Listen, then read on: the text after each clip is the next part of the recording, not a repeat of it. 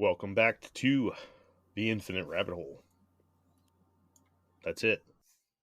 Bye, everybody. Happy New Year. Welcome back to the Infinite Rabbit Hole, everyone. I am your host, Jeremy. Today, we're going to dive into one of the biggest mysteries when it comes to cryptozoology here in the United States. What is it? You guys know? Do you know? Van Meter Visitor. The Van Meter Visitor. That's right, Jacob. Yeah, I'm smart. Yeah, you are. So, Jake, how you doing, man?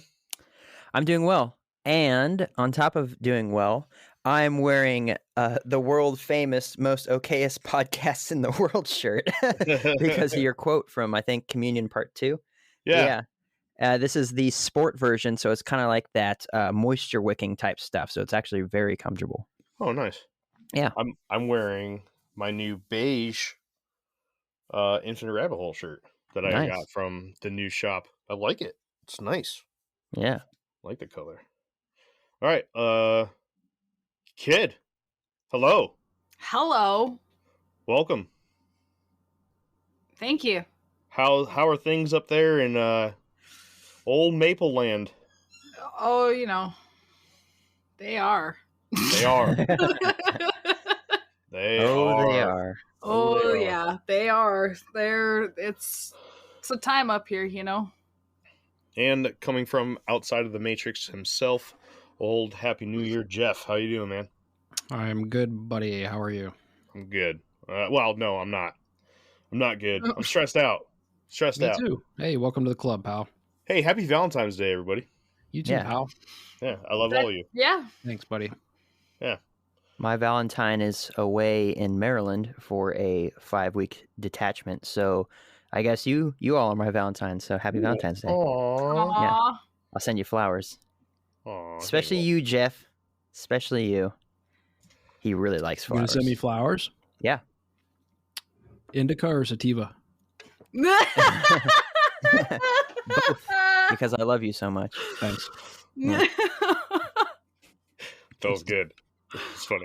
Love it. Before we get started, Jake, do you want to make an announcement? Nope.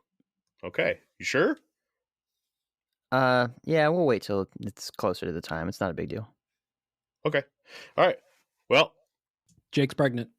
That's it. yay! Woohoo! Well, I can't wait to rub your belly.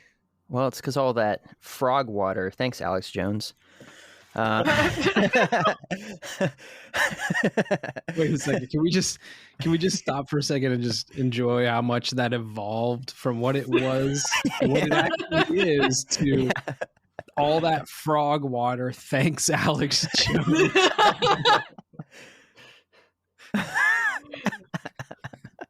Okay. All right. I knew I'd get a crack at a Jeff finally for once in his life from that one. No, all right, I'll say it. I am planning here in the next. I gave Jeremy 2 months to find a replacement co-host because I am planning on leaving the show. I've been having a big struggle with balance lately. I can't balance out a life where I am constantly working. I have zero time to myself. And, part of that is that I'm preparing to get out of the military. So I'm going through a plethora of medical appointments and mental health appointments, which are all good things. But then I'm trying to learn my new job that was offered to me here in Southern California. So doing that, I officially have started pastoral training. So that takes up an awful lot of time. And I just don't have time for the show. So I told Jeremy to find somebody. Now, let's preface that. I'm not saying that it's not going to be like on a guest episode type basis, or I say, hey, I've got this cool project or whatever. Jeremy's been trying to get me to do, same thing I did over on Phil's podcast where I broke down Matthew 24 in the Bible and related it to current times and events. Jeremy wants me to do something like that. So yeah, calling him up and saying, hey, I've got something to throw out there on the show. But I told Jeremy that, we've been building this thing for forever. And the first time I left was for this reason. I wanted to start going to seminary, and then things fell apart right there. but this is, the official, it's actually happening. But at the same time, I don't want the podcast to just crash and burn. I don't want, my spot to just be vacant. So, Jeremy, find somebody that can fill my spot, that is passionate about the show, that can, stick to a schedule, can do things for the show like editing and that sort of stuff, and, has the time frame for it. Because I had to be open and honest with Jeremy. The last thing I want is to still be here, but, providing a half product, less than desirable work. The reason why I haven't busted out that Trolls episode really is because I just don't have time to research and put together that massive of a project. I just, there's no time for it. And so instead of dragging this process out and being just a burden, I'd rather be replaced with someone that can, take over that spot, so that, Jeremy and Jeff and Kenza are getting a valuable member that they deserve to work with, not someone that's constantly like, oh, I don't have time for this. Oh, I don't have time for this, and stuff like that. Because that's the way it is right now. I just have zero time for myself. I got a motorcycle and 100 pieces in the garage, and, I've been wanting to fix the paint job for a month now, but I have zero time to get into the garage to do it, because I'm spending, 8 to 10 hours at work every single day. Right. But then I'm doing, editing the podcast, start doing the merch stuff, working on different music stuff for it and everything like that, trying to do research for it. And then on my weekends, I have pretty much church the entire weekend, plus me and my wife actually helped plant a church on our military base. So we have to do that on Sundays. I have pastoral training on Saturdays. I just don't have time for anything else except for work. And it's causing a tremendous amount of strain in, how I operate and the things that's expected of me, especially on this show. So I'd rather just be replaced and just, nip it in the bud and say, Jeremy, this is what's been going on, and I need you to start finding someone else. But that being said, give him a couple months, not saying, like you would to any boss. I consider Jeremy my boss because he's, the pretty much the main head honcho of this thing. But, you would expect to tell any boss, hey, I don't, I'm planning on quitting in 30 days or whatever, just so that they have the heads up and it's not just a huge shock, unless you hate your boss, in which case that's, but that's not the way I feel about Jeremy. So that's what's been going on lately. All right. So what does that mean for the Infinite Rabbit Hole? That means that well, no longer will you have really cool. Listen to that evil laugh.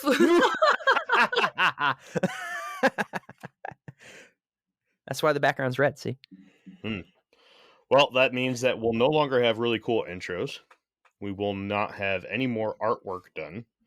So get your stickers now, or get in your requests to Jake now, because when he goes, I don't know how to do that shit.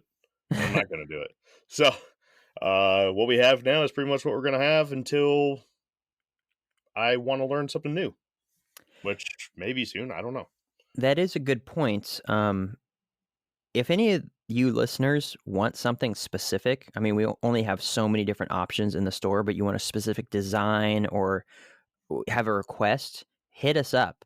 Go to our group Facebook page and DM us or put it up there and say, or hit us up at infiniterabbithole@gmail.com and say, hey, I'd really like this. Like, the only reason why we have coasters is because we had a specific fan that said that he wanted coasters. So when we left Printful, which didn't have that option available, I looked at Redbubble, and the first thing I saw was they made coasters. So I jumped right on it, and I made a bunch of different designs with coasters on it. So we will provide those sorts of things, especially while I'm here, and I can teach Jeremy how to do this stuff, but it's a lot of stuff to do. It takes probably 20 hours for me to make a good Infinite Rabbit Hole design. So it's a lot of work. So basically, all the really cool audio things that you guys hear, the music, the intros, and stuff like that, that's all going to go away. There will be some changes to the Infinite Rabbit Hole. I will talk to you guys about these later, but I do have some sort of an idea of what direction I want to go in. And I think it's, in the long run, it's going to make the show a lot better. So as of right now, we are looking for another co-host. So if you are interested, you got to let us know now. I'm not making any decisions off the wing. We are going to have interview processes. I just don't know what they are yet, but you got to get in contact with me. infiniterabbithole@gmail.com. Hit me up on DM on Facebook. Go over to infiniterabbithole.com and hit the message us or whatever button, something like that, and let me know that you are interested.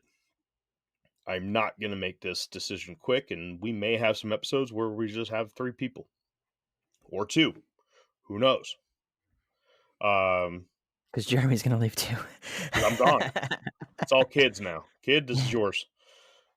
Good luck. Okay. Don't ruin it. Can I fire myself now? No. All right.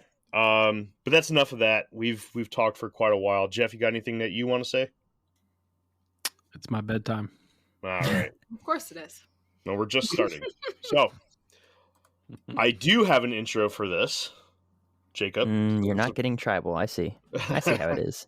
So this is probably going to be the last thing that Jake ever does an intro for. We'll see. What? Yep. Yeah, All right. probably. Here we go.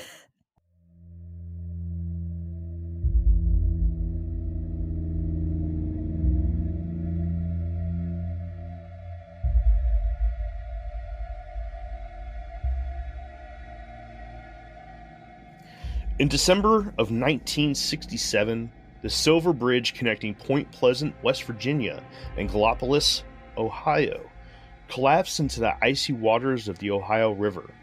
And among other things, the mystery of the Mothman was thrown into the limelight and became one of the darling poster children of cryptozoology and urban legends. In 1909, just east of the land of Mothman, the Snallygaster came into the scene in the mountains of western Maryland. Stories crawled through the hollers and hills of the northern Appalachians of this flying phenomenon and its tendencies to pick up full-grown men and drain them of their blood before tossing the empty bodies back to the earth. And before that, in January of the same year, just to the north, in the desolate Pine Barrens of New Jersey, a devil was loose and tore through the nightmares of boondock pinies and city folk alike. Things got so bad that work and school shut down from January 16th to 22nd due to the drastic increase of devil encounters. But before the Moth, Snally, and JD, there was another notorious terror of the night, one that began its reign 6 years before the likes of any other heavyweight airborne cryptid. Time to step back in time, travelers, back to 1903. Mid-autumn, to a town of just 1,000 souls, just outside of Des Moine, Iowa. A visitor is about to make their presence known in Van Meter.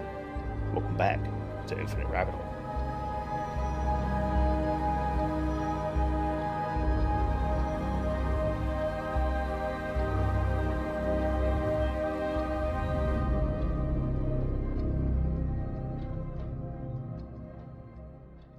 Kind of stumbled over my words there at the end, but whatever. So this isn't a Jersey Devil episode? This is not a Jersey Devil episode, although, you guys will learn pretty quick, but this is another aerial cryptid. This is a very unique story. This is one that can be debated. This is not something that's just a story, because there are holes in it. But I mean, this comes back from 1903, so of course there's going to be some holes in it, right? Because by now, the game of telephone probably changed this legend from what it really was to something drastically different. But I'm going to give you what I found. What type of holes are we talking about here? Like big old gaping holes or little tiny holes? I wouldn't say it's a gaper, but yeah. Gaper. Fair enough. All right. Any questions before we get started? Nope. No? All right. Visitor of Van Meter. In the book, The Van Meter Visitor by Chad Lewis, Noah Voss, and Kevin Lee Nelson, the men make mention of an article from 1903 titled Des Moine New Monster, and quoted the article as stating, quote, two weird-looking striking monsters are living in an abandoned coal mine on the edge of town. The abandoned coal mine the article was referring to was the old Van Meter coal mine, which in 1879 was sold to the Chicago Coal Company. They used to provide the town of Tracy's natural resources to entities such as the Rock Island Railroad Company. This, along with the popular clay brick and tile factory, which used clay from nearby areas in the coal mine itself, made the small town of Tracy a popular hub for labor by the turn of the 20th century. All of this was thanks to a very important pioneer by the name of J.R. Van Meter, in which the town eventually changed its name to pay homage. As many people made their way into the U.S. and across the Midwest, more and more people began settling in the newly named town of Van Meter, Iowa. As these newcomers settled not only in Van Meter, but throughout the entire state, supernatural beliefs and lore came with them. Both before and after the visitor terrified the people of Van Meter, stories of werewolves, wild men, water monsters, ghosts, and self-illuminated orbs were detailed by many who called this state home. Although many of these stories have some documentation to them, none of them have been reported in such a way that rivals the Van Meter visitor, a flying monster said to be living in the abandoned coal mine in town. All right. Y'all ready to get visited? Yeah, man. Ooh, you're going to get so visited. Just not probed, all right? No, you're going to wish you got probed. Oh, All right, boy. let's start diving into the first events. U.G. Griffith was walking home at 1 a.m. Tuesday, September 29th, 1903, after a long day at work at his tool and seed store in Van Meter, Iowa, as Mr. Griffith approached the Mather and Greg's building in town as part of his normal route home. His attention was drawn to the top of the building, where there stood a light that he had never seen before. His first thoughts were that the building was being robbed and began to move closer to get a better view. But as he approached the building, the light quickly floated away from the Mather and Greg and was now stalled on top of another building across the street. And as quick as it took to move to the other building, the light disappeared. Mr. Griffith didn't have to worry about robbers anymore. Griffith finished his walk home and fell asleep. The next morning, he, who was a very respected member of the town, who held a seat on the village council and belonged to two very respected clubs, began telling all that would listen about his encounter the night prior with a mysterious light. A few newspapers picked up on the story and would publish the next day a report of Griffith's encounter, but little was made of it in a public manner the rest of the first or second day. Dr. Alcott went to sleep the night of the 29th, the very next day, in a small room behind the office in his practice, and dozed off to the sound of light rain. Just shy of 1 a.m. Wednesday morning, he was awoken by an extremely bright light shining in his face. The pudgy little man jumped up out of bed and grabbed his gun and ran outside to confront those that were torturing his sleep. As Dr. Alcott turned the corner outside of his doctor's office, he came face to face with a creature that he could have never created in his nightmares. A half-man, half-animal, as Alcott later described, stood in front of him with large bat-like wings and a blunt horn coming out of the middle of his forehead. But the light was intense and was originating out from the small protrusion on his face, and Dr. Alcott raised his revolver and fired 5 shots into the creature, which seemed to not affect it in the slightest. So he turned tail and ran back into his office, locked the doors and windows, and hunkered in until daybreak. As the sun rose on Wednesday, September 30th, 1903, in Van Meter, Iowa, Dr. Alcott began telling his story to a select few men, and before long the story had been the talk of the town, and nobody looked at the two encounters as being caused by the same entity. Yet, in the very early morning hours the next day, Clarence Dunn was on his way to the bank that he worked at as a teller and would one day manage. He was one of the only, or one of a very few people in the town that saw the two stories of strange lights being possibly connected, and it was his concern that there were robbers about. So he headed to the bank to guard it for the night. Shotgun in hand, Around 1 a.m., Mr. Dunn finally arrived and began his long night guarding the source of income that kept his family alive. A strange gurgling sound arose him from his chair before an intense light illuminated him from the window at the front of the bank. The light swept around the room and snapped back to Clarence as he was raising his shotgun. The light settled on him once again as he pulled the trigger, shattering the glass, and the creature was gone once again. According to Mr. Dunn, he shot it perfectly, and there was no way that he missed. In the morning light, the only evidence that anything was there was the shattered glass outside of the bank and a few three-toe tracks that thankfully Mr. Dunn casted in plaster. That night, O.V. White was asleep above the Fisher and White hardware and furniture store that he co-owned when he was shocked awake by an intense sound right outside of his second-story quarters. On Main Street, he grabbed his gun as he had heard the rumors around town of a creature on the loose and went to his window to see what was making the incredible sound. As he opened the window, the sound stopped. Mr. White looked through the drizzle falling on the street below him. As he began to look around, he noticed a dark figure standing on the cross-section of a telephone pole across the street. And immediately, Mr. White believed he knew that the culprit was perched at a height that was unbelievable for something so big to be at. O.V. White took aim and fired around directly at the creature. A shot that he described as an ordinary good shot, but the creature didn't fall. Instead, it turned around and shined the most incredible light directly at Mr. White, and whatever it was seemed to emit a smell that was so strong that White reported that it confused him and he lost track of what was happening. The same shot rang out throughout town and awakened his neighbor Sidney Gregg. Mr. Gregg ran to his front door, which faced out to Main Street, and was shocked at the sight of a very large creature with long wings making its way down the telephone pole in a way that reminded him of a parrot descending a pole in its cage. The creature held its body horizontal to the ground and climbed down 1 foot after the other while using its large beak to make a constant 3 points of contact. Mr. Gregg described it as almost 8 feet tall with a very large beak and a light as bright as an electric headlamp emanating from its forehead. Both men described an incredible stench after it began moving from its perch.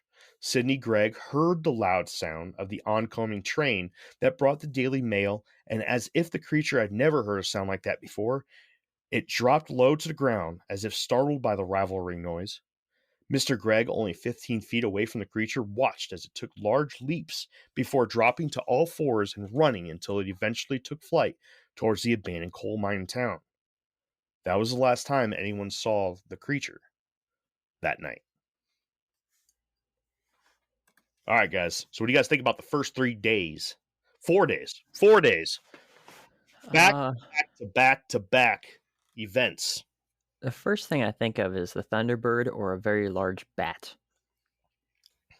Because either way, the light, I believe that the light shining into their eyes would cause a massive reflection if their eyes were big enough. So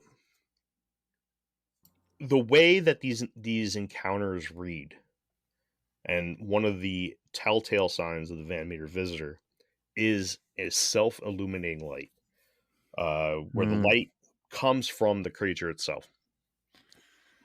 That's just, we've discussed this before. I don't think there's a single animal on the face of the earth that we know of. I mean, let's preface this, that we know of that has light that actually shines from its eyes. So it doesn't come from his eyes. It comes from a spot on his forehead. That's not true either. There are bioluminescent animals, and like the anglerfish, there's things. Maybe they don't shine a light like a flashlight or like a laser beam, but doesn't mean that it couldn't happen. If you had, I could see that being biologically possible. Is what I'm getting at. I tackle this with an idea I have later on. We'll get back into that in a minute, because I know that, like, when you hear this story of the Van Meter visitor, that's the first thing that pops in your head is that damn light. If that light wasn't there, this could be a number of things, like Jake was saying, right? One thing I don't go into is Thunderbird. I, for one, don't think it's a Thunderbird whatsoever. But there are a lot of other options that it could possibly be. It was just that idea of it going down the pole like that. I could totally picture it and be like, that sounds like a big bird. Yeah. But no, Jeff, I meant like from its eyeballs, because that's always what we hear is that their eyes were glowing, because eyes are made to take in light, not project I see light. your man. Like if it was like some nocturnal creature, not a bioluminescence like, of course, we see in plants, we see in some animals, like generally fish deep underwater and stuff like that, where there is no light. They create bioluminescence, but it was the eyes I was referring to. But the light on top of the head, though, I don't know. I'm digging the story, though, so far. It is a good story. Van Meter Visitor is a classic. I kind of especially like, the second part. I kind of feel like in 1903 in Des Moines, Iowa, there's probably some bullshit stories. There might be. But the whole town to get on that? The thing is, it starts with one. It starts with one, right? Guys at the bar or whatever, right? And he's like, yeah, man. And then somebody hears it, and like, there's nothing going on in Des Moines, Iowa now in 2023. So let alone in 1903, what's happening there. So of course, like the next guy is going to want to be in on it somehow. Like, oh, it happened to me too, man. Yeah. Oh, and I got a cast of the foot too, dude. Yeah. Like, okay. It pulled down my pants and showed me what was what. Yeah. Oh boy. Tasted gray. No, that's what I latched on to, was the casting. I want to see the casting of this foot. Yeah, so let's talk about this cast, because it no longer exists. Ah, how appropriate. How appropriate. Okay. One thing, we could talk about this because I actually didn't mention this throughout my presentation here, which is pretty critical to know. There's two things that are wrong with the cast from 1903 in Van Meter, Iowa. One, the casting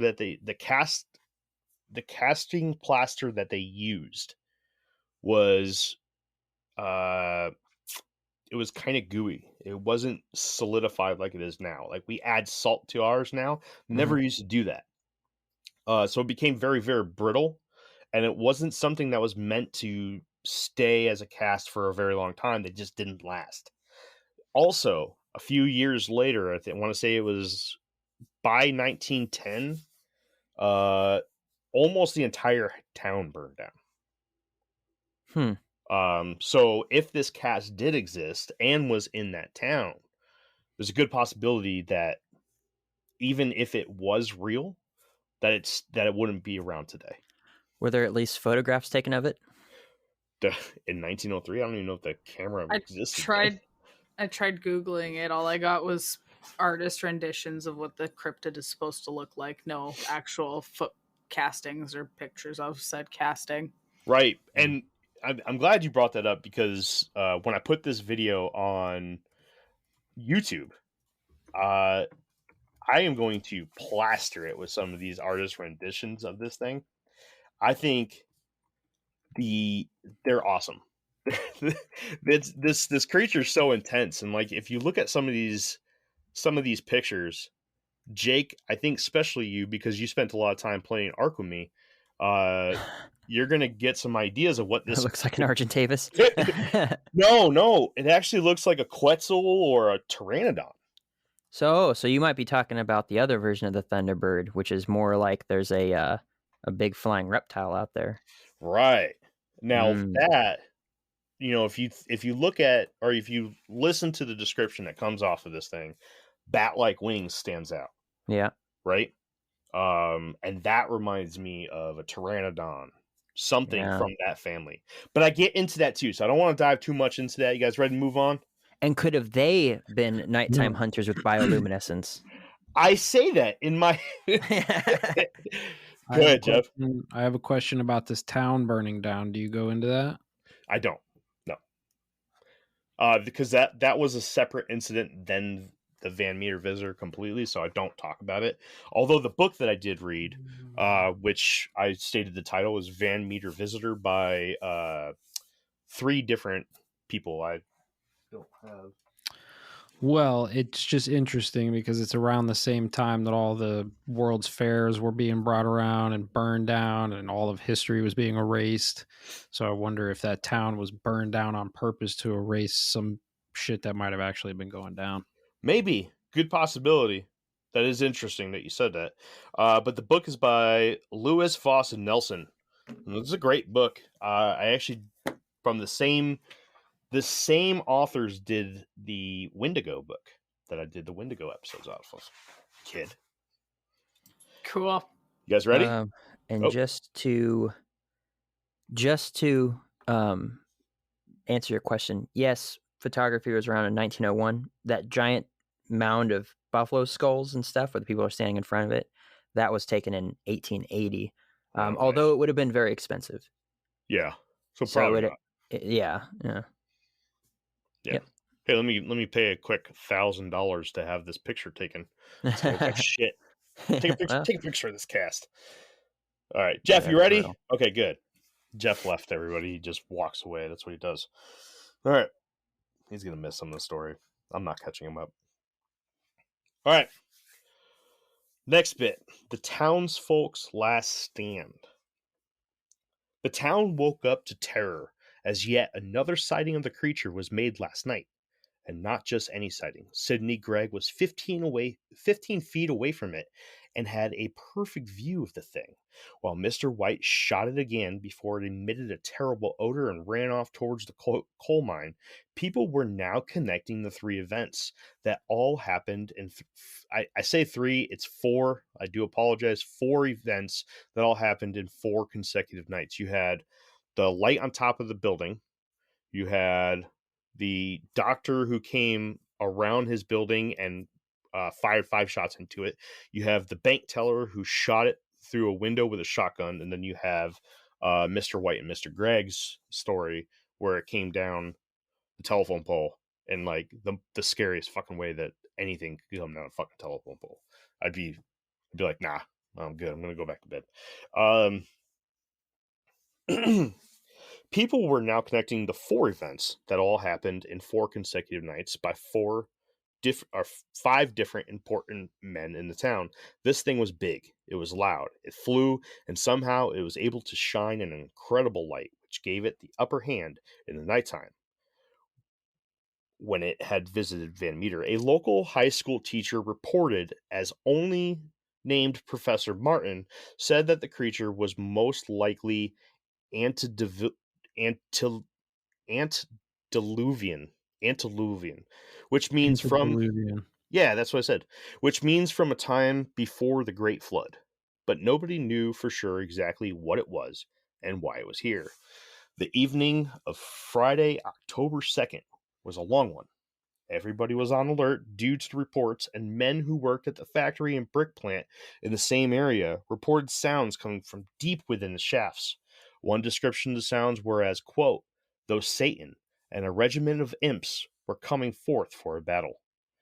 J.L. Platt Jr. was the plant manager at this factory and was a very seasoned worker of both the mine and the brickworks. The sounds emanating from the hollows of the voids that were the old abandoned mine shaft just 600 feet away from the building he was now in charge of were terrifying to all the men who were working that night. Mr. Platt grew curious and approached the entrance to the mine and was shocked to witness the winged monstrosity, along with a slightly smaller one as well. He described both creatures as having the bright light that others had reported and came extremely close to them as they took flight directly over his position.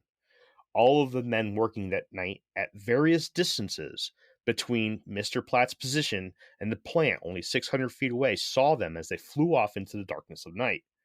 The reports didn't wait until morning. The men knew what they had to do, so they went back to town and gathered all the men and their firearms.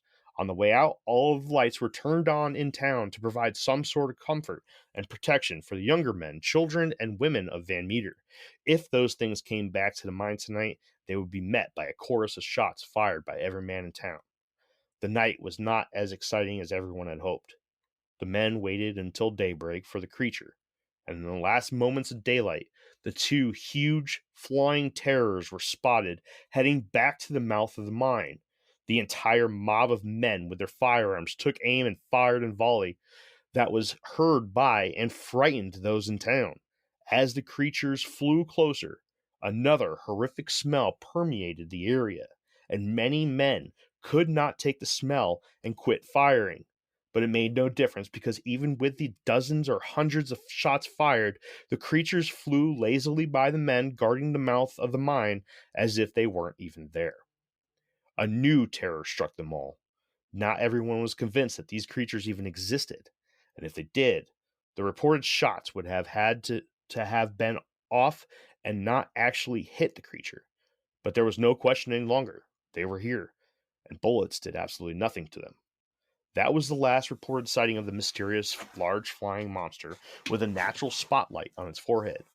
All of this information originally came from articles published by the Des Moines Daily News and was brilliantly recaptured in the Van Meter Visitor, a book by Chad Lewis, Noah Voss, and Kevin Lee Nelson. Many mysteries still exist about the origins and the eventual end of this mysterious monster. Some say that the townspeople boarded up the old mine shaft and blocked them in until they starved and died, their bones eternally lost to time and the concoction of fumes produced by such a mine. Some say that the creatures flew out and away after the onslaught by the myriad of bullets fired at them during that last stand by the men of Van Meter. Or maybe they're still out there. All right, so that's it. That is everything. The rest of the episode is all dissection. Okay, we're going to dive into possibilities, and we're going to go way down the rabbit hole with this one. So, unlike what Jeff will tell you, that dinosaurs never existed. No,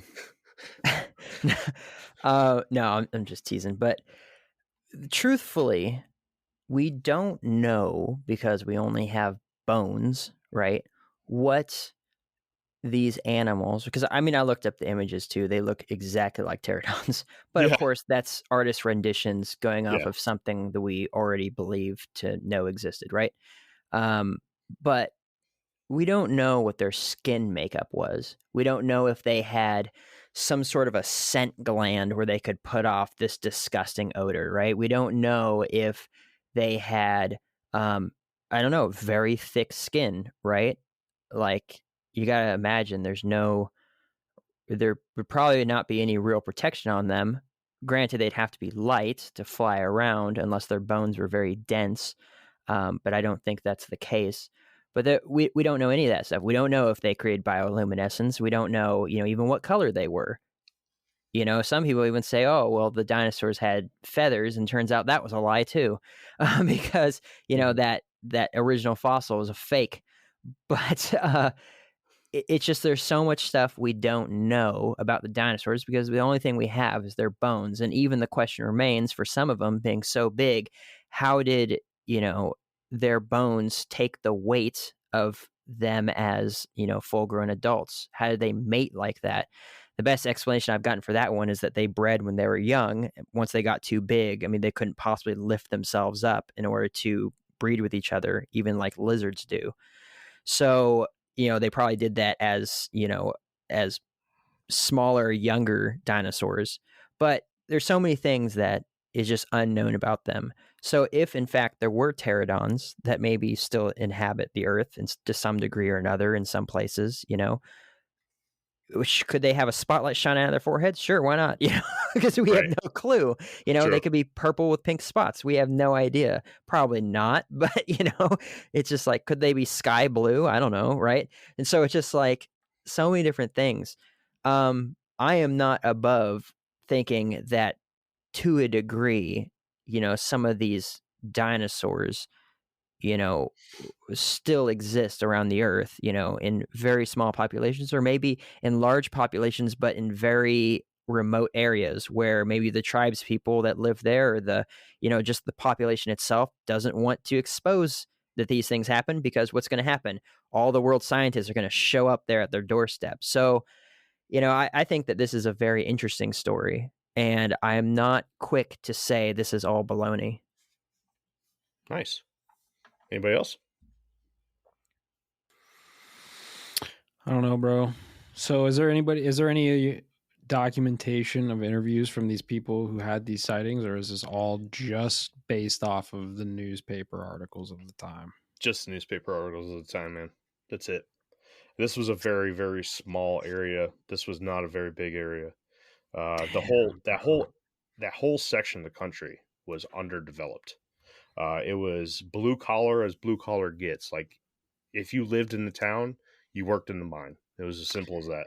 Here's the problem is like that geographical location in my mind is hard for creatures like that to have existed unknown going back thousands of years, right? If they've somehow survived, like I've been to Iowa. There's not a whole lot of places to hide. A lot of corn.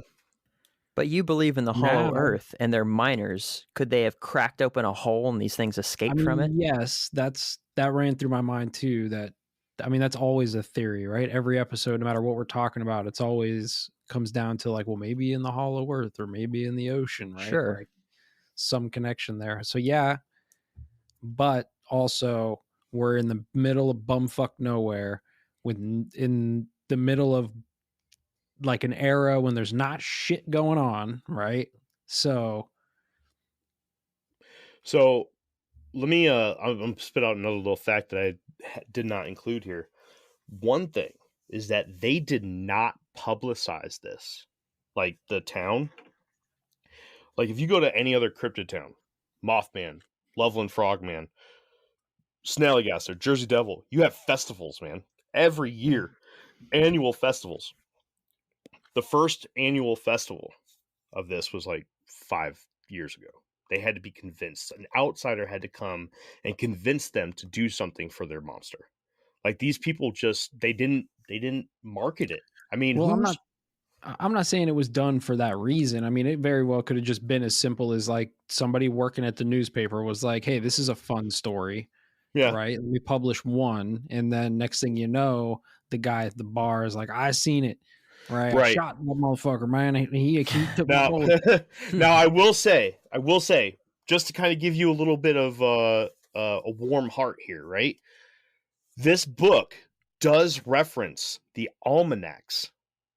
Not the almanacs, not the fucking almanacs. What the hell am I talking about? Newspapers. No, I was tracking and then you just... the fucking, what's the thing population survey? The thing. You The know, census. the census. The almanac. So the almanac. Jeez, what an idiot! tells you about- Goodness gracious, Jeremy. Oh my. What an idiot!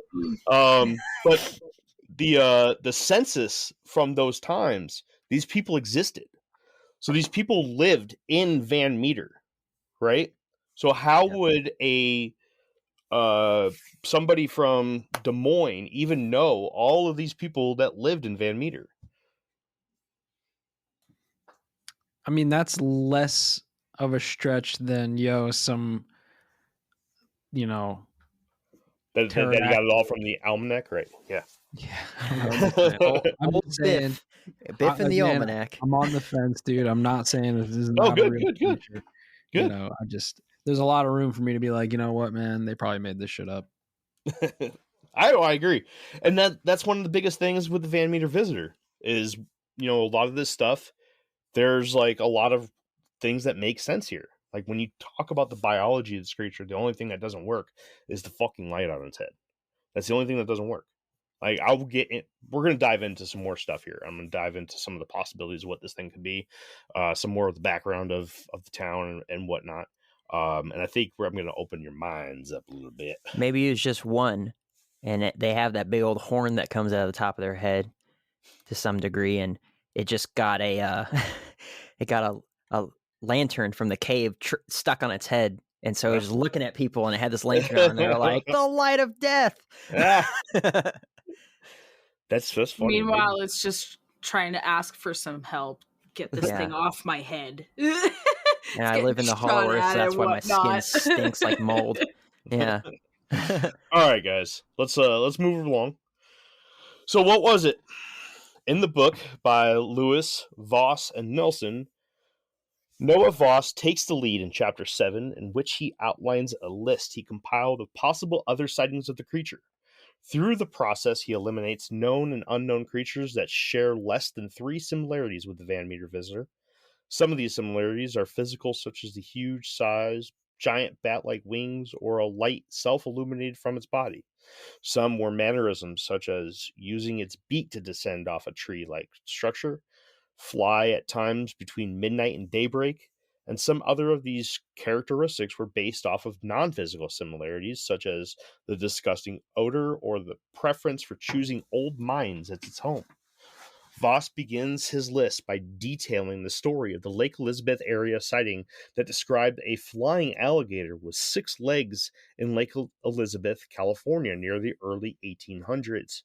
He then goes into outlining the Snallygaster from Maryland, in which we did an entire episode covering said creature. Old Snally was very large, had a horrific sound, lived in caves and mines in the Appalachian areas of Maryland and neighboring states, as well as mostly sighted at night.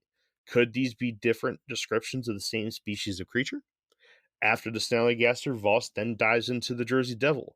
And if you haven't heard our coverage of JD yet, I'm going to feel personally attacked, as the 2-part episode is one of my absolute favorites I've ever done for the show.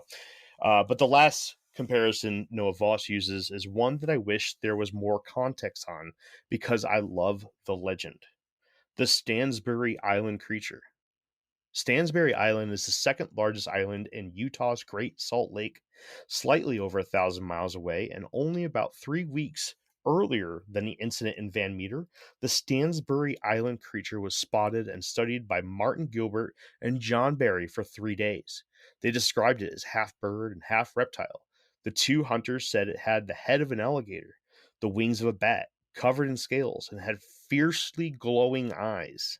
The men witnessed the creature taking full-grown horses into a nearby cave as they listened to the screams of death as it devoured its victims. This, of course, is a very interesting event when it comes to the time frame and the distance away from Van Meter, Iowa, both of which I was not fully aware of before reading Lewis Voss and Nelson's book. Another thing that may seem unimportant to some is that this island is only a 3-hour drive to Skinwalker Ranch. Personally, I find this very interesting, as this place has been known for portals to other dimensions. Then you take physical descriptions and habits such as choosing to live in a cave, which when compared to a mine, it is easy to see the similarities. Out of the 4 options Voss lays out in this book, I think this is the most probable to have been another creature with a famous visitor of Van Meter in another location. Now, to move on to other possibilities that were not pointed out in this book, there are a few options that come to mind immediately, in my opinion, those being Mothman and a pteranodon of some sorts. Let's start with Mothman. Now, this one might be a stretch, that I admit, but not looking at it, even briefly, is not good for a researcher's studies. When we take Voss's comparative views into consideration, Mothman has large wings, half man, half creature, self-illuminating eyes, and is commonly believed to have made the famous TNT site its home. Now, the eyes of Mothman are said to be red, but does that mean that every creature like the Van Meter visitor has to have a white light? There are tons of species here on Earth that come in different colors, shapes, and sizes to others in their family. Could this not apply to these creatures as well? I'll admit, seems like a stretch, but I wouldn't check Mothman off the list of preliminary information. Sorry guys, I can't read today. The next is the pteranodon, but let's not get caught up directly to the pteranodon itself. There were many different flying reptiles in the age of the dinos, but specifically, I would like to look at the order of reptiles known as Pterosauria. Among these extinct flying reptiles are the plenty of subclasses of pteranodons, quetzals, dimorphs, and tropios that would fit the description of the Van Meter visitor to a T, if it were not for the self-illuminating light coming out of its forehead. Long beaks, extreme bulk, when referencing to us, blunt horns on their foreheads, known as crests, vocals thought to sound like a loud scream, and the reptilian body all have me thinking, what if these flying reptiles had self-illuminating lights coming out of their forehead? Could we really eliminate that as a possibility? Lastly, let's dive into the old, forgotten, and run-down coal mine that was the hub of 2 decades prior to the visitor's visit. I know it is a little bit science fiction-y, but what if a creature long lost to the undergrounds of the Earth were trapped away underground in large caverns? One way it would adapt for survival would be to create a form of bioluminescence, just like the life forms at the bottom of the deepest, darkest parts of the ocean. What if a population of pteranodon were to be caught underground for centuries? Would they not smell like the sulfur that is found around and in natural deposits of coal? Yes, it's a bit science fiction-y, as I said, but can we really count it out? No, we can't. I think that's my favorite theory of them all. What, the last one? Yeah, I'm jiving with that one the most. Yeah, That just seems like the most entertaining and I coolest can one that to me. on my own. Yeah. I like that.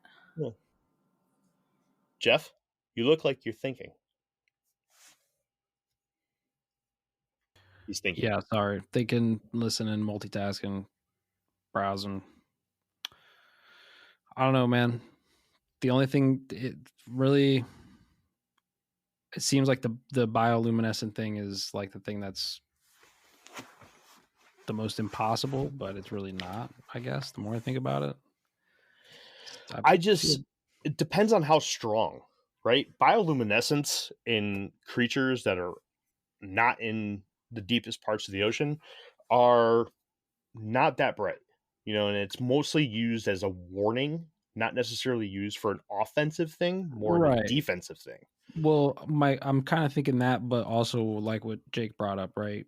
If it's in a mine, they could have accidentally opened up into a cavern system, right? That's just been cut off from the surface forever, So like it's possible that something existed down there and it has some form of bioluminescence that we're just not aware of, and it's some weird reptile or mammal creature or something, you know what I mean? Like, yeah, it's possible. It's possible. Still think it's probably bullshit. I agree, actually. But I think, to what Jeremy said, we see these fish at the bottom of the ocean and stuff, and the bioluminescence isn't, amazingly strong. But in an area where there's absolutely no light, it's like a star sticker on a young kid's ceiling where it glows in the dark and stuff like that. If you turn on the lights, it's still glowing. It's just not you can't really even see it until you completely shut out all the lights, and then you could pick it out in a room. It's the brightest thing, right? Obviously. But I mean, maybe that there's a reason why this thing was seen at night, and it was noticed that it had this big glowing spot on its head. Maybe it was for, defensive situations or something like that, not necessarily so that it could see. And that would also make sense why, maybe I just kind of zoned out, but I think, Jeremy, you said that all the incidences happened at night. Yes. So it's nocturnal because that's what it's used to. Maybe the light in the daytime is too bright for it. So it acts like most animals that live in caves, right, where it comes out at night, specifically bats, right, in this circumstance. But yeah, I mean, especially in 1901 and 1903 and all those 1900s, it's not like they had, city lights like we do, where you have all kinds of what's it called when you're trying to look at the stars and it's all, deafened by how bright it is and light stuff. Pollution. The light pollution. Thank you. So, it would have been more or less the sun's going down. It's time to go to bed. Maybe we have a couple lights on in the house or something like that. I don't really know when the popularity of electricity kind of came full swing to where smaller towns like that would have had electricity. But yeah, I mean, but I'm sure it was expensive and all kinds of stuff. So, I mean, I don't know. It's lining up for me, man. It's still not striking a huge blow to anything that I stand behind. And even still, the topic of Hollow Earth, what I just found out recently, which I probably should have known already, during the biblical flood, where did the water come from? Jeff the probably ocean's knows. under the ground. That's it. It came from underground. The earth cracked open and the floodwaters came from underground. It was raining for 40 days, but the floodwaters came from underground. So then what populated those hollow voids? Or is there more to that? And it was just like, the rivers and lakes and oceans underground. So even still, I think that this is awesome. I think this is a cool topic, because this is most of the cryptids we talk about, with the exception of like Bigfoot. I'm just like, this is ridiculous. This is crap, all this sort of stuff. This one's the most likely in my mind that it could be a thing, especially since it's not a little bit of this and a little bit of that. It's not the Jersey Devil where it's like multiple things combined to one. It's not the Mothman. It's not all these sorts of things. It, in my mind, has a pretty good description of it.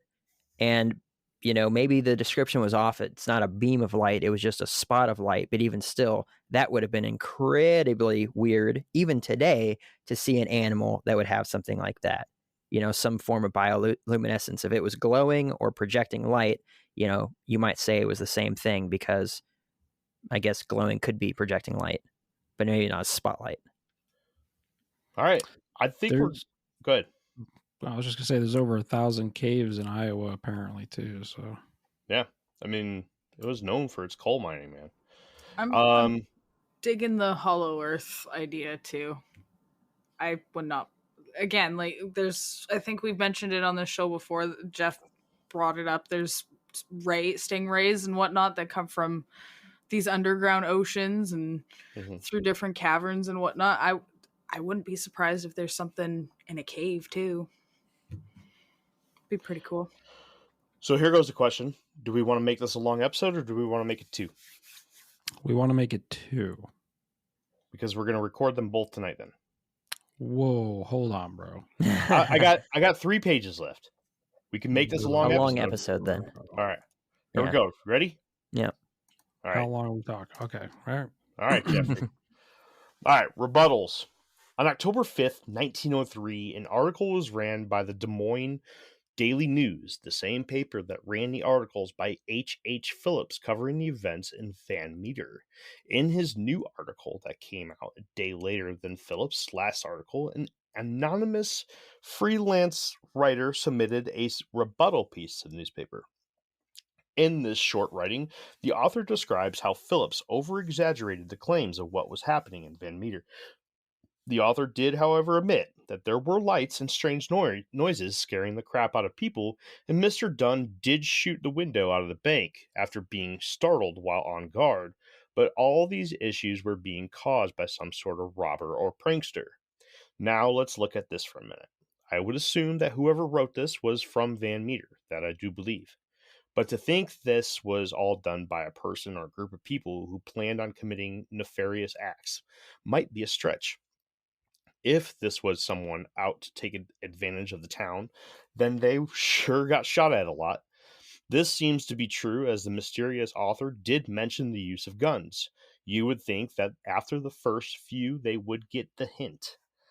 When you take this into consideration, and then add that when Mr. Dunn fired his shotgun point blank out the window at a figure shining a light at him, and how there was no signs of injury to be found the next day, I start to feel less convinced. I mean, have you ever seen a human bleed? We bleed a lot, and it doesn't take much. You would think that anyone on the other side of that window pane that just got blasted by a shotgun would have a minimum been cut by glass. The signs of blood droplets would be noticeable.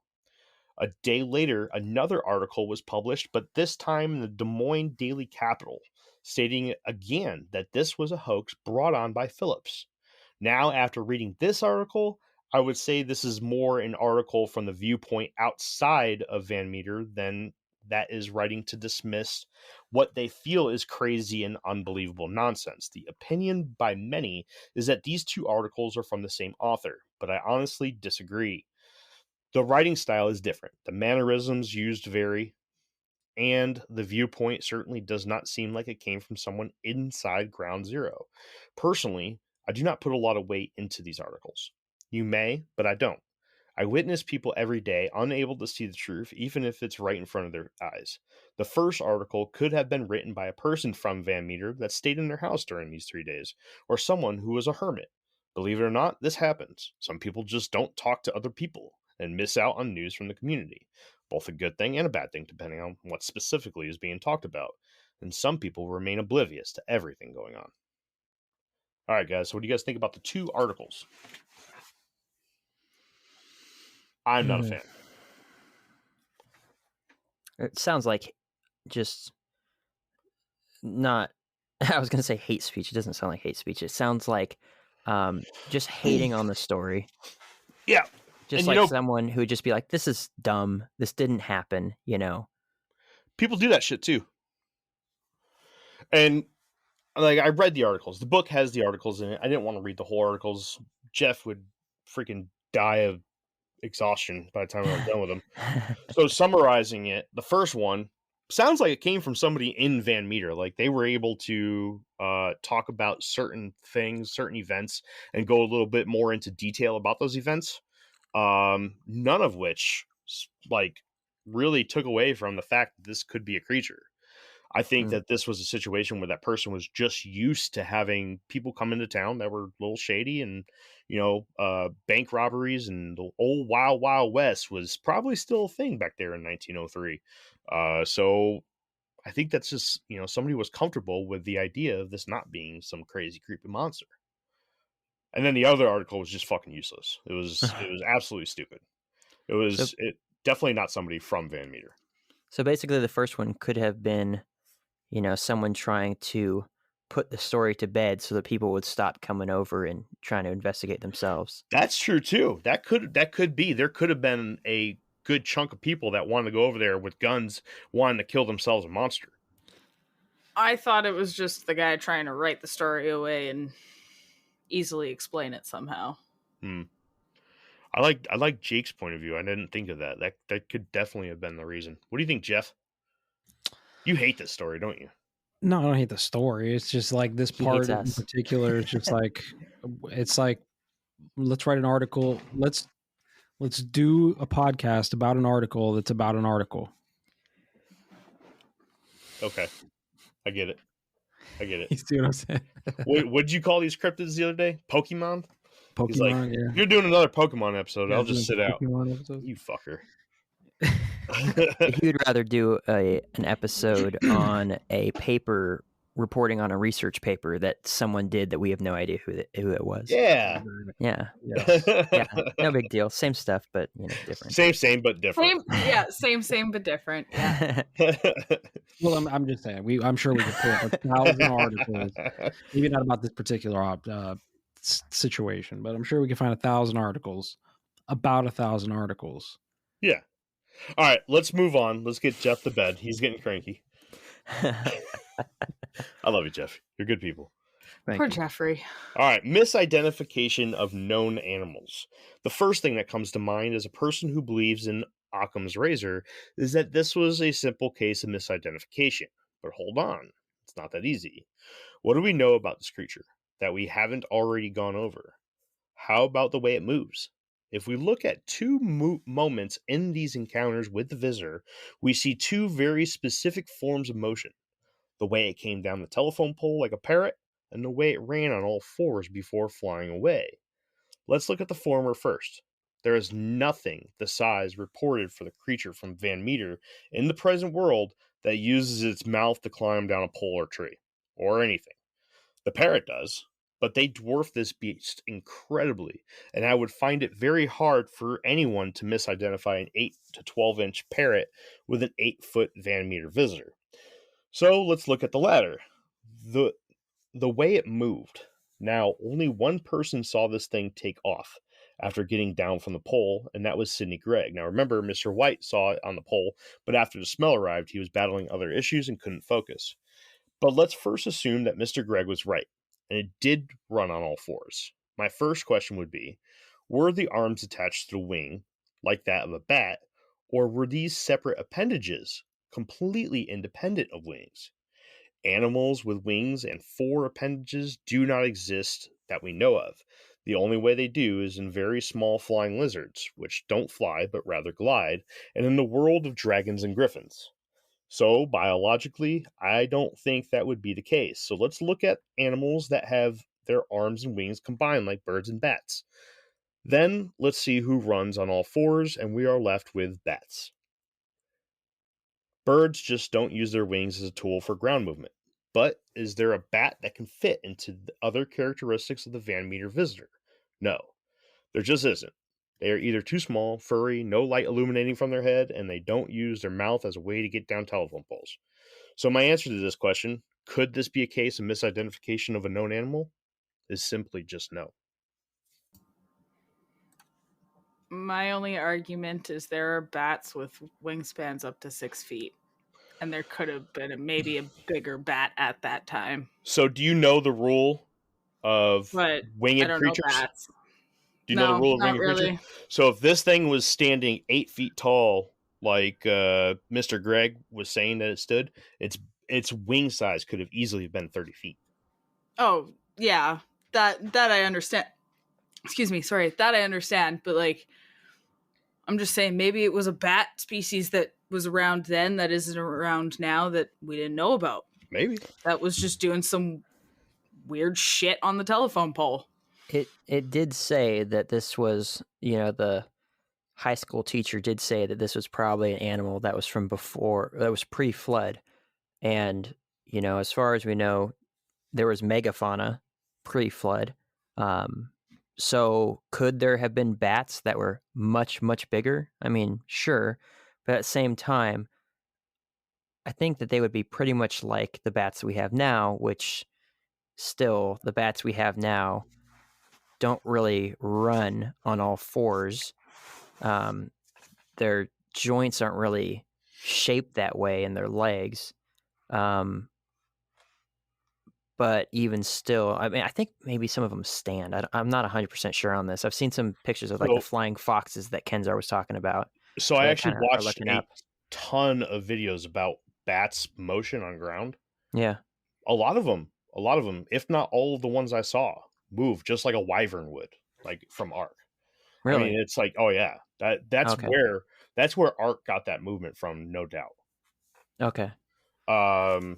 But my killer for bats, one, they don't have a long ass beak like this thing did. Everybody who saw it, basically described it as having a very large beak or snout or whatever it is. They have like these flat faces. Now you have that fox bat, the really big one. I don't know its exact name, but the face looks like a fox and it's got a little bit of a snout. That's the only one, but I mean, even then, it's only like 4 inches. It's not long. Yeah, I'm also not leaning towards a mistaken identity. I don't, I'm leaning towards a pterodon or something like it. Because truthfully, we do know that parrots do that. They use their beak and they kind of grab and then they shift their legs down and then they grab further down and they shift their legs down and stuff like that. Who knows what sort of other animals that used to exist,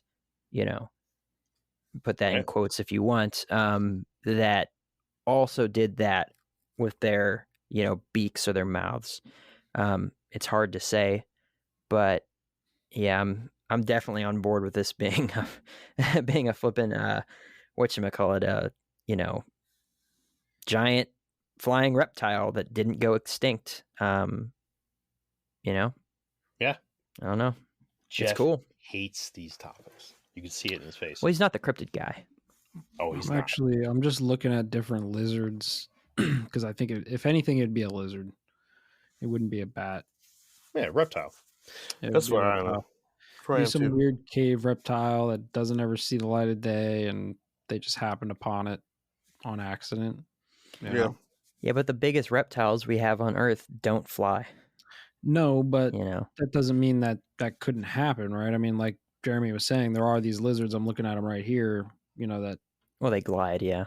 That glide, right? So, I mean, you could have one of these, like I said, living in a cave, just totally cut off from the rest of evolution, if you will, and maybe. Like, I actually watched a little thing about the Komodo dragon, and that the reason why they look so bumpy is because those are bone protrusions all over its body that act like some sort of a shield, right? So I don't know. Let's talk about Jeff's point. What if there was something the size of one of those things, which they are the size of alligators? They're huge, and they can run pretty dang fast. You can actually get chased down by one, and then get your arms ripped off. But it has it can glide, right? It has those flaps of skin in its sides that protrude out that allow it to glide. If that was the case, then it would certainly have to have a running start in order to make that glide possible. Yeah. Which I would think that the description would be different, but that would, certainly lend claim to it doing that sort of stuff. But again, I don't know if those things... Well, they do climb. I've definitely seen ones like up higher than they should be, like on top of cabinets and stuff, but I don't know. Interesting. Are you guys ready to move on to my next option? I only got two paragraphs left, Jeff, so that's good for you. And I think you're going to like these two. These are more up. The last one's up Jeff's wheelhouse. This one, Jeff will deal with this. He'll like this one. How about ETs? In their book, Lewis, Voss, and Nelson touch on the subject of extraterrestrials, and I think this is a very important topic to talk about with the Van Meter visitor. First, let's look at the light. Orbs, white lights, and mysterious flashes have been associated with abduction and alien encounters since recorded history on the subject. Lights are so common that I cannot even come up with one single encounter where a light, whether it seemed to move independently or was attached to some UFO of sorts. But what about the description of the creature? One subject that I need to stop putting aside is the idea of screen memories. As I reported in many other episodes, a screen memory can be one of two things. It can be a false memory put into place by a being, such as an extraterrestrial, to cover up certain important details of their devious acts. This is commonly an owl or other woodland critters like deer or squirrel. Or a screen memory can also be self-induced. This means that you can witness something so crazy that your mind literally blocks it from you witnessing it and replaces the image in your memory with something else. Both have been extensively studied, and both seem very plausible. Another aspect that comes common with alien encounters is the smell of sulfur. In the outline of events, a terrible smell was mentioned a few times by different people. People who have undergone hypnotherapy or other regressive memory techniques and have reportedly uncovered a hidden alien abduction event in their lives often describe a putrid smell just before and after the encounter. This is often thought to be the way that whatever these things are that are abducting us knock us out before taking us to wherever and whatever they do to us. O.V. White, who was the man who fell asleep in the room above his store and first saw the creature on top of the telephone pole, described after shooting at it that there was an intense smell that overcame him and confused him. Could this be the same smell that is associated with extraterrestrial contact? Could this be why every time someone shot at the thing, it didn't faze it at all? Could it have actually been there? Or was it just a physical memory placed there to cover up the actual image of the glowing orb commonly associated with alien abduction stories? I love this possibility, and I believe that it could really hold some weight here.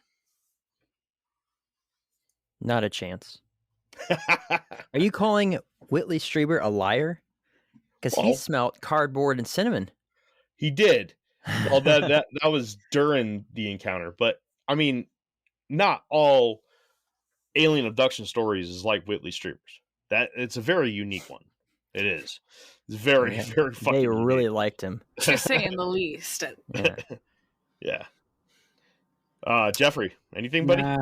Nah, dude. I mean, if extraterrestrials are real and they are coming here from across the galaxy or whatever, the universe, like they're not coming in that form. They're not coming in the form of a freaking dragon. Okay. No, they were coming as an orb guy. Orb. Oh, it was an orb. Okay, maybe. What about just like that movie Future War? I just watched it again the other day where there were passengers on the alien spacecraft that crashed here. and somehow got way down deep underground, and then through coal mining, they released it from the ship. Future War, huh? Could be. Yeah. That could Maybe be I should too. watch that.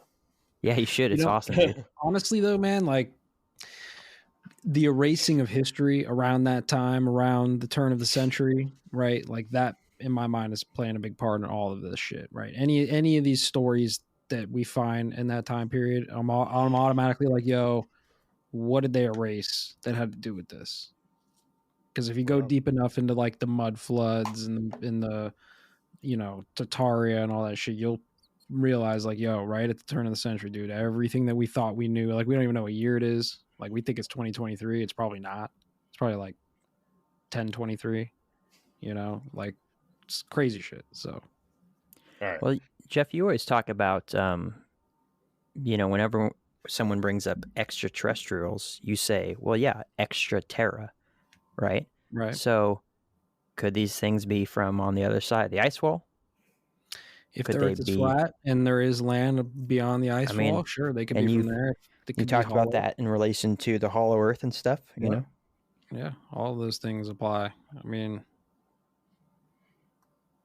I don't know. Not a chance that they're aliens, though. All right. I just there's so many more possibilities to jump that these beings came from across the universe. Like I'm just like, dude, there's so many other things that are more realistic than Bro, that. they flew across the universe, all right? Yeah, duh. Yeah. Dumbass. However, they use their if light they to did, illuminate their way through the blackness of space. Then they probably would be orbs of light. If you can travel the universe, you probably would be light. So I'm with that. I don't know. What about ultra-terrestrials, Jeff? Like time? That's my next section. You ready? All right. Ultra-terrestrials. Last one. All right.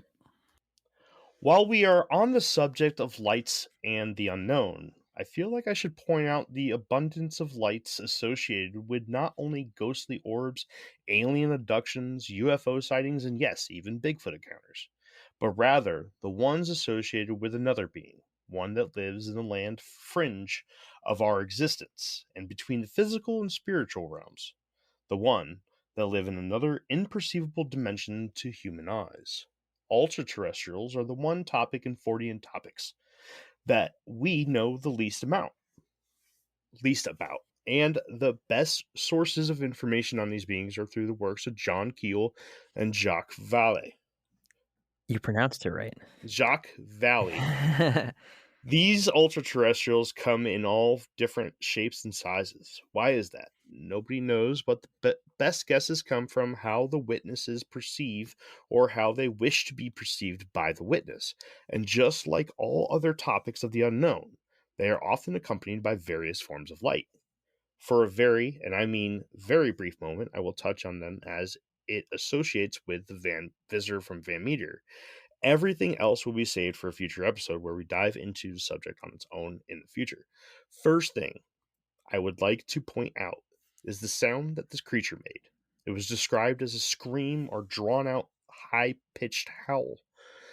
Now, since ultra-terrestrials, as defined by John Keel, live in a dimension without time, they communicate in ways that we cannot perceive.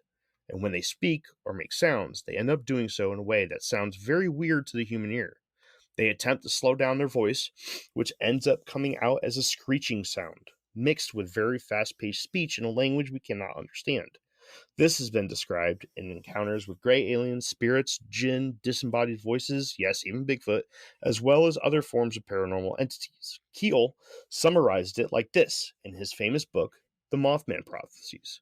Quote, their rapid-fire, unintelligible, quote, language noted by witnesses all over the world as sounding like a speeding up of a phonograph record could be caused by their failure to adjust to our time cycle when they enter our space-time continuum. They are talking at a different rate because their time is different from ours. When they manage to adjust, they have to forcibly slow themselves down, articulating their words slowly in a sing-song manner. Now, I would like to dive into their form that they are seen in. Well, specifically the Van Meter visitor. It is said that the ultra-terrestrials will show themselves in forms that we can comprehend. Think of what a being from outside our dimensions made up of XYZ axis and time might look like. Whatever you're thinking is most likely wrong. The form may literally be something we cannot perceive. And with these beings having the ability of visiting our dimension, their physics may have to play along, and the forms that they take are thought to derive directly from the collective consciousness of those that witness them. This area of Iowa in 1903 was heavily populated with German immigrants, and the fact alone brought some very interesting finds that Lewis, Voss, and Nelson wrote about in their book, The Van Meter Visitor. In summary, like many cultures from around the world, German folklore is full of mysterious creatures, and one said creature is the Habergeist, which we touched briefly on in our episode on the lore of Krampus, as it is part of the Austrian lore as well. In the times of pagans, this Habergeist was known as a spirit of fields and crops, and was called up in fall as part of a celebration to ensure a good harvest, and the description of this creature was a man-sized bird with a blunt horn on its head. It made strange sounds and ruled the dead of night. Sound familiar? What if the visitor was one of these ultra-terrestrials, which chose the physical description of a Habergeist due to the beliefs of the people that were currently living in the area? And to add just one more parallel, the visitor's terror on Van Meter happened at the end of September and at the beginning of October, the same time frame that pagan Germany would be celebrating and watching out for the Habergeist. Still not convinced? What if I were to tell you that there was another aspect to incidents involving supposed ultra-terrestrials? The smell of sulfur. The smell that has been described as fire and brimstone around cemetery, guardian spirits, skunk apes of Florida, gray alien encounters, and of course our flying monster in Van Meter, Iowa. But that's enough on ultra-terrestrials for today. More to come on a future episode of Infinite Rabbit Hole. The end. So you mean demons that project themselves as the cult gods of pagans? That's a very yes, but also much more than that. You know what I'm saying? That's a very simple way to think about that. And I don't mean that in an offensive way. I just mean there is much more to that. Yes, I would say that's the djinn. That is the trickster. We've talked about this before. So that actually makes a lot of sense to me. Right? The demon. This makes sense. I had a feeling you were going to like that one. Yeah. That's it, guys. That is all that I have about the Van Meter Visitor. Everything that you can know about it, every angle that I can come up with has all been put on the table. That's it. Well, you know what this means. Good job. Got to put in our bucket list items that we're going to go to. I guess I can't get out of the podcast yet because we're going to have to go to Iowa to dig around in all the caves and look for bones. Well, sucks to suck because you're leaving. Mm-hmm. I'm telling you, you know what that means, though? If I take a camping trip to northern California again and I find any sort of Bigfoot trackways and stuff like that and find all this evidence of them, then I'm going to have to start my own show. And you're gonna be like, why didn't you tell me? And be like, oh, you said I was done with the show. So you said you were done with the show. Yeah, I didn't kick you out of here. You confirmed it and kicked me out. Yeah. Yeah, you said you're fired, never come back. All right, final thoughts. Kid, let's go with you first since you didn't talk much today. No, I didn't. I was honestly quite enjoying the story. I honestly like the inner Earth being hollow Earth theory here. Especially because it's a coal mining area. There's lots of caves in the area. It just, in my mind, it just fits and it works. So that's the one I'm gonna go with. I dig it. Right on. Let's go, Jacob. I am not going to say that it's not some cave-dwelling reptile.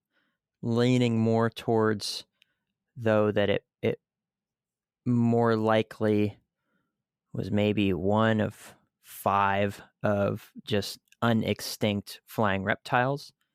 Not necessarily that it came from the hollow earth, but maybe it just resided in caves because in the area it was pretty flat or, nothing really going on. So in order to protect itself, it would have lived in a cave type system.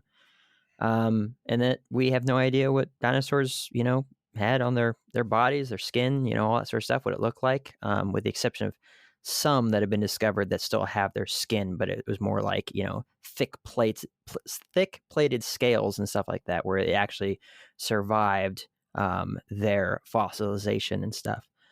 And it didn't rot away till it was just bones and it was covered up with sand or whatever. But yeah, I dig the story. I liked being able to, the way you broke it down and being able to kind of just, talk out my thoughts and try to get a handle on stuff. But I certainly think that this more than likely could have been a real story, and that's pretty cool. Now, could it be 100% fake? Sure. But, in regards to how it was constructed, the description of the beast and all that sort of stuff, it certainly seems like it would fit the description of a real animal. Now, is that because as coal miners in 1903 in Iowa, they uncovered the remains of a pterodon, and then developed a story around it? Could be, right? Could it be because one escaped from the Hollow Earth? I don't know. Could be. you know, I don't know. I don't really have a handle on it exactly where it came from or what it was, but certainly it doesn't immediately check the blocks of this is made up nonsense or folklore. All right, Jeff. Final thoughts. Interdimensional ultra-terrestrials. You think so? Probably. Or bullshit. Because it's fucking Iowa in 1903. It's either bullshit because it's Iowa in 1903 or interdimensional time-traveling ultra-terrestrial demons. Right on. Just pick everything. D, all of the above. All of them. If you do that, you're never wrong. So yeah. He went from thinking this is complete bullshit to everything. Extraterrestrial. Yeah. Was it extraterrestrial, ultra-terrestrial? Interdimensional time-traveling ultra-terrestrial demons. Orbs that traveled across the universe. From the Hollow Earth. Pre-flood. All of it. Oh boy. All right, my final thoughts. This is one of my absolute favorites when it comes to a creature in the United States. This is just a fantastic urban legend. I don't know if it's true. I think that this one definitely has a really good chance of being true. I love it. I think that it's great. The only thing that bothers me is the light on the forehead. That's it. Everything else, like if the light on the forehead wasn't a thing, I'd be like, dude, this was a pteranodon. This was like somehow this thing lived. I mean, if you look right now, there are some pictures online of like old Western guys holding up dead pteranodons, right? And I want to say most of them are probably fake, probably, but who knows? One of them out there, out of the 15 that you could bring up on a Google search, maybe one of them's real. Who knows? I think that there definitely could have been pockets. I mean, shoot, we still get sightings of pteranodons. I mean, people still report sightings of pteranodons. It happens, right? Could there be a small population? I doubt there is anymore. But in 1903, back when we were very undeveloped, especially in that area, I could see it. I definitely could. I just can't get over the light. The light is the only thing. I just can't. I don't know. I like the light because it gives the Van Meter visitor its image. Like that is the personality of the Van Meter visitor is the light on the forehead, right? You can look at anything. Anybody that knows anything about cryptozoology, right? You can look at anything and you'd be like, oh, it's a bird, a big crow, but it has a light on its head. So that's supposed to be the Van Meter visitor. Right. Well, that's why I said the lantern was stuck on its horn. Yeah, maybe. Good possibility. I mean, everything from them saying that there was a dull horn on its head. I mean, pteranodons were known to have crests. I mean, shoot, some birds still do. In fact, some reptiles still have a small crest. It's shoot, even Bigfoot has a sagittal crest, right? I Hmm. mean, it just makes sense. Everything just makes sense. This was also not something that was attacking the people, right? Now, could it have been fucking with them? Yes. And I think that's where Jeff has some weight here to the ultra terrestrial idea. I don't think it was an ultra terrestrial. I don't think that they would have bothered with anybody in 1903 in bumfuck nowhere, Iowa. You know, ultra terrestrials are kind of they'll come around in important times, like when they start up the Hadron Collider in Switzerland. You know what I'm saying? Like that's when an ultra terrestrial is going to show up and start fucking with things.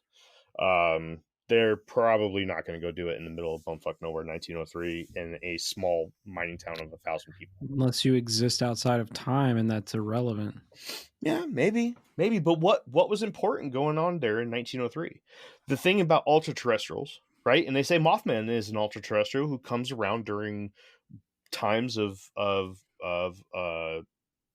it's a harbinger of death, right? The bridge goes down, the Silver Bridge, and that separates Ohio from Point Pleasant, West Virginia, and the Mothman shows up. The Mothman is thought to be an ultra terrestrial that shows up during these things, as like a watcher of history as it's made. Maybe if there's something that happened out there, who knows? Possibly. I'm saying Pteranodon, and I'm saying that the light is a fabricated part of the story. Just to add flair. Yeah. Whenever I hear these stories, I kind of give them the Mel's Hole test in my brain. And I'm like, how like Mel's Hole is this story? And this story is really nothing like Mel's Hole. Right. Which is more than likely it's real. Because Mel's Hole is as fake as the day is long. And it's just, so it's like, wow, probably has some validity to this. 24 hours fake, right? Yep. All right. Well, what do you think, travelers? Do you think that the Van Meter Visitor is a flesh and blood cryptid that we should be looking into? Do you think it was a creature from the past? Do you think it was a creature from the stars? Do you think it was a creature from beyond our dimensions? Until next time, everybody, we'll see you right back here in the next fork of the Infinite Rabbit Hole. Goodbye. Bye. Bye. Adios.